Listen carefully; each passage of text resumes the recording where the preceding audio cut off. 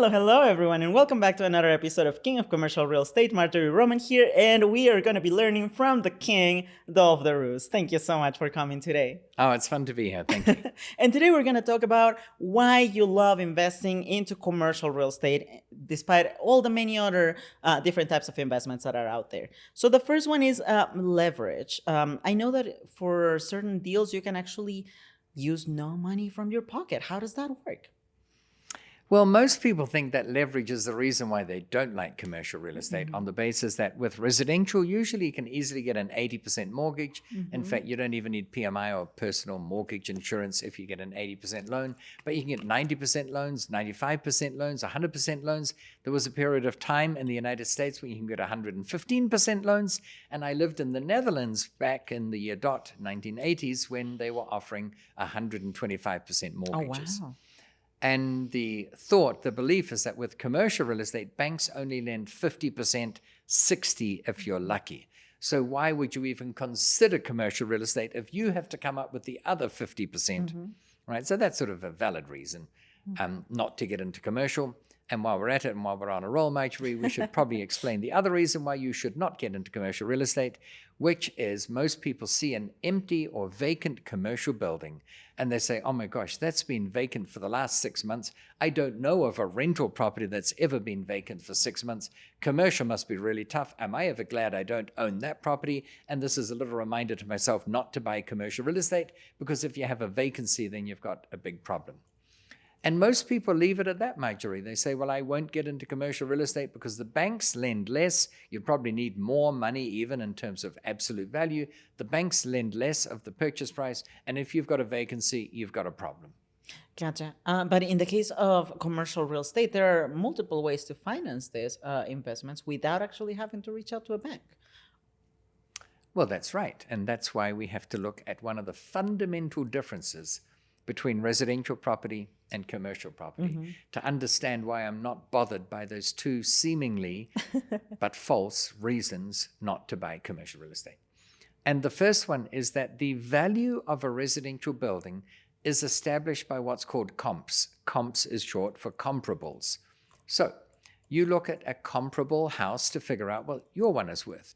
If you have a 3-bedroom, 2-bathroom home of exactly 1,928 square feet, and it's exactly 12 and a half years old, and it's got a certain view and aspect and everything else, its value will be almost identical to a similar 3-bedroom, 2-bathroom home of 1,928 or whatever feet I said, of the same aspect and view and you name it. So if the other one around the corner sold for $438,000 and the one up the road sold for $440,000, yours is likely to sell for the same price. It's based on comps.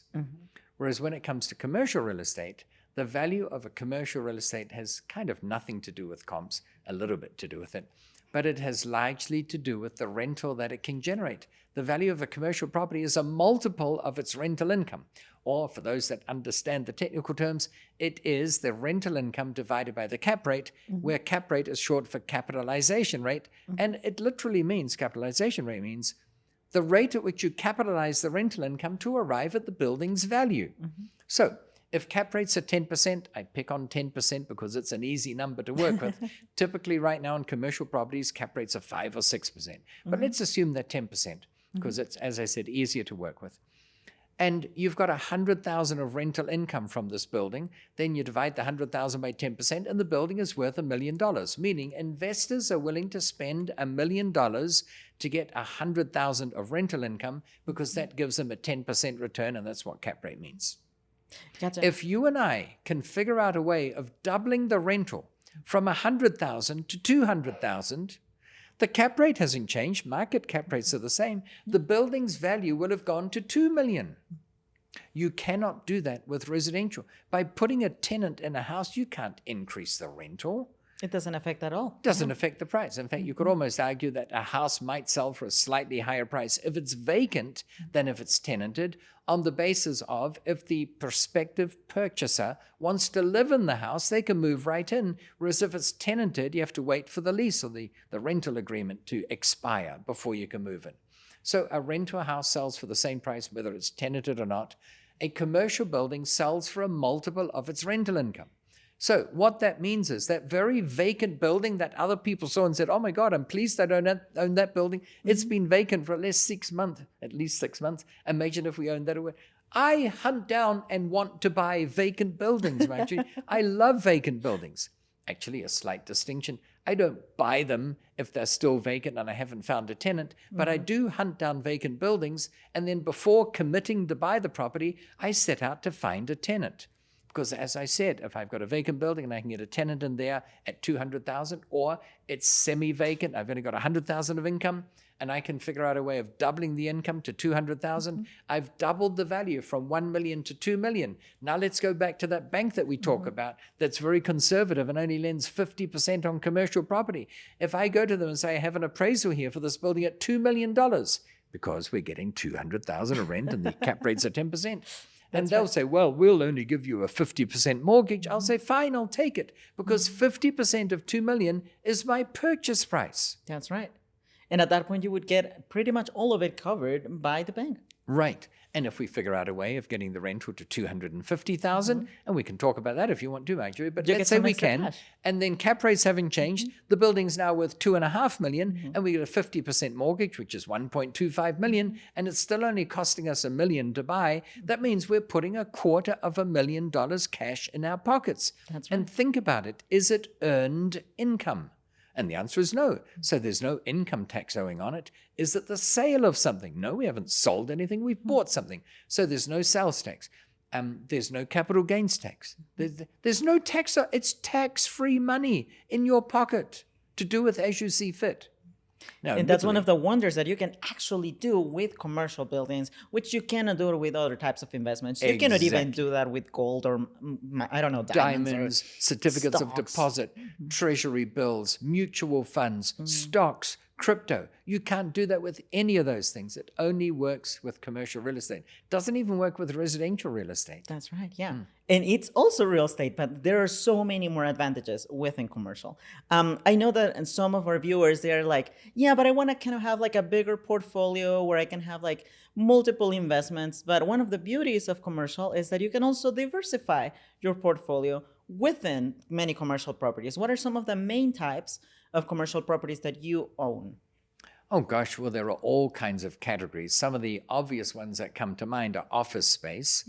And despite the pandemic and a lot of people opting to work from home, my entire portfolio remained fully tenanted during the pandemic. I just happened to luck out and have tenants who not only survived the pandemic, but actually thrived. For instance, I've got a couple of tenants who do interior remodeling, both of residential space and commercial space, and their business boomed. One of the tenants, their business trebled during the pandemic because with everyone spending more time at home, they wanted to remodel at home more. So their business boomed. So I lucked out. So there's office space. Another one is retail space. Now, retail is suffering a bit because in case you haven't heard, the world has moved from going to shops to buy stuff they don't need to buying stuff they don't need on Amazon. And apparently Amazon has 100 million subscribers in the United States. That's a lot. And when you think about it, I think it's just gone up, but it's about 120. Do you know 119 or 129 maybe now? But it's over 100. Let's call it 100. It's more than that. $100 a year. And you've got 100 million subscribers. That's 10 billion before you've even shipped anything. That's the fee they pay to have the right to have something shipped to them, for which Amazon also makes a profit, of course. So it's an extraordinarily good model. It's more efficient. It has meant, however, that a lot of retailers have gone out of business. And this is a trend, by the way, that hasn't just happened with the internet and Amazon. It started a long time ago. I don't know if you remember this. You are lucky in that you're young enough, you probably don't remember this. But for us old fuddy-duds out there, we remember a time when we used to go to the baker shop to buy a loaf of bread, and you got your meat at the butcher shop. And that's all been superseded because now we go to the supermarket, and it's called super because it's super everything. You can buy everything, super easy including to buy bread. In fact, the bakery in my supermarket makes its own bread now. They've brought the bakery inside. They have their own fish supply store, and they have their own meat supply people. So the butcher has gone by the wayside, etc., etc. But similarly, post offices have gone down in prominence. The number of packages and pieces of mail that we post has gone down because everything is online now. So Office space is down. I haven't personally suffered, but there are many conversions of office buildings to apartment buildings. And there are many more companies now that are starting up and people are going back to the office. So I'm not concerned about office space.